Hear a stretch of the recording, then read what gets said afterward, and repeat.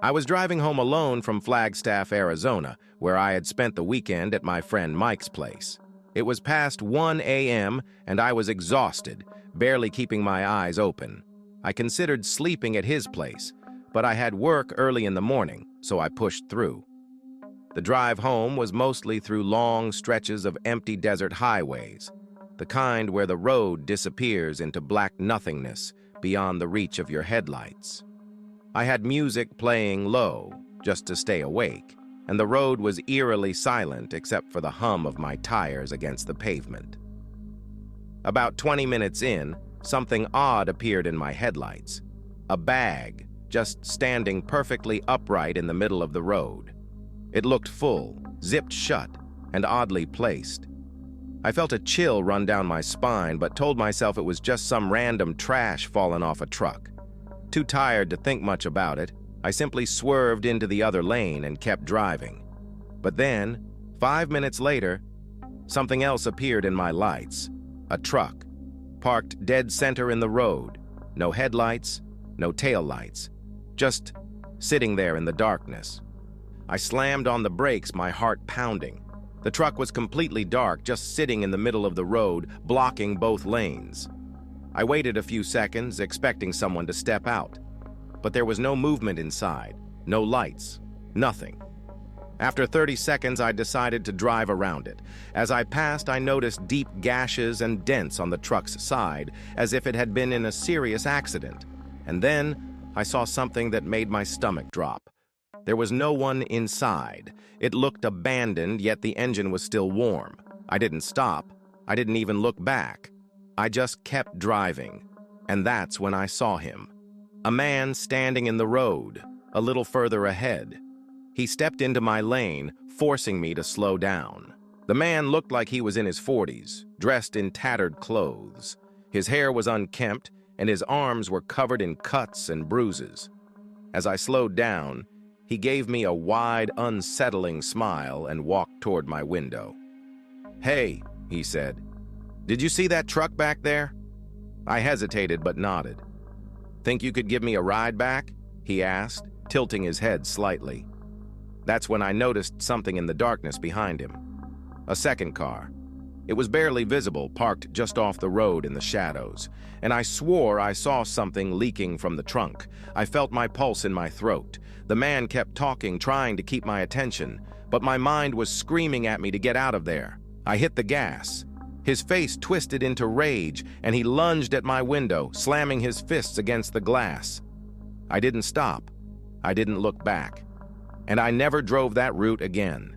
Story 2. The Man Watching from the Shadows. I had been driving for hours through a snowy highway in Montana, heading home after a long delivery route. It was around 3 a.m., and exhaustion was creeping in. The roads were deserted, covered in a thin layer of frost.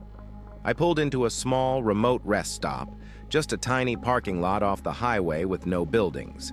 Just a few dim streetlights flickering in the cold air. I grabbed my coffee and sat in the driver's seat for a moment, letting my body rest. That's when I saw him. A man standing behind the rest, stop building. He was watching me.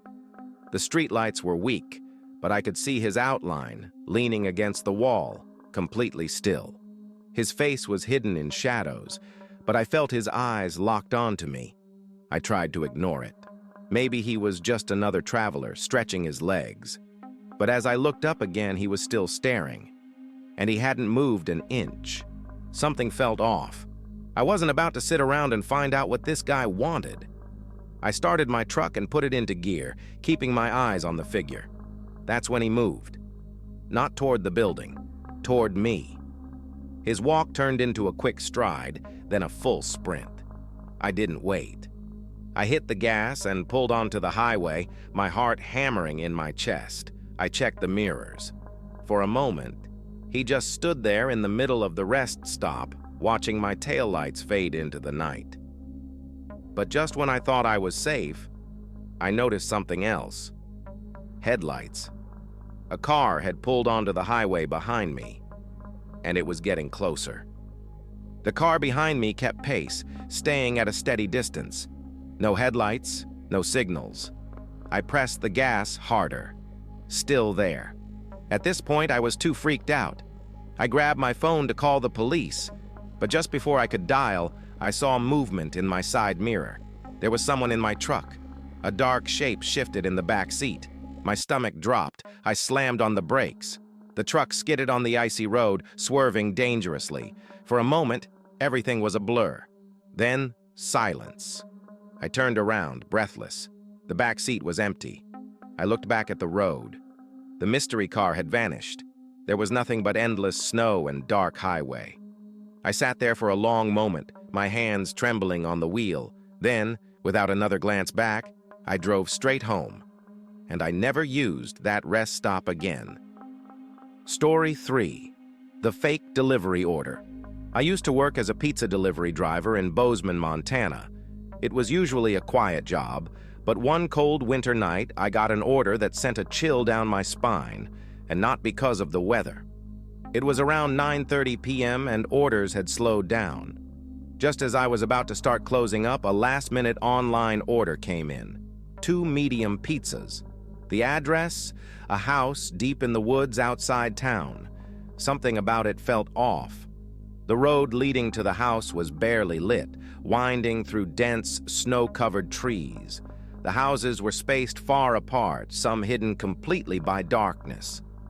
As I pulled up, I felt my stomach tighten. The house looked empty. No lights inside, no cars in the driveway. I double-checked the order. This was the address. I hesitated before grabbing the pizza bag and stepping out of the car. Then something caught my eye. A car, parked a little down the road. Its engine was running, but the headlights were off. I wasn't alone. I knocked. At first, no answer. I waited. Just as I was about to knock again, I saw movement through the window. A woman finally opened the door. She looked to be in her early 30s, dressed in pajamas, her face tired and confused. She glanced at the pizza bag, then at me. "I didn't order anything," she said, rubbing her eyes. My stomach dropped. I checked my phone, reading the address aloud. She shook her head. "That's this house, but I never ordered a pizza." Goosebumps rose on my arms. Something wasn't right. As I turned back toward my car, I froze. The car down the road, the one with its headlights off, was now parked directly behind mine, blocking me in. I turned to the woman. "Do you know who that is?" She looked over my shoulder, her face drained of color. "No," she whispered. The car doors opened. 4 men stepped out. They wore dark clothing, their faces obscured by hats and hooded jackets. One of them had his hand tucked into his coat, like he was hiding something. They started walking toward us. I didn't wait. I turned and ran into the house, slamming the door shut. The woman was already dialing 911. Through the window, I saw them stop at my car. One of them tried the driver's door handle, then smashed his fist against the window. Then, as suddenly as they had appeared, they turned and ran back to their car. They sped off into the night, disappearing down the road. By the time the police arrived, they were long gone. I never found out what they wanted, but deep down, I know. It wasn't the pizza.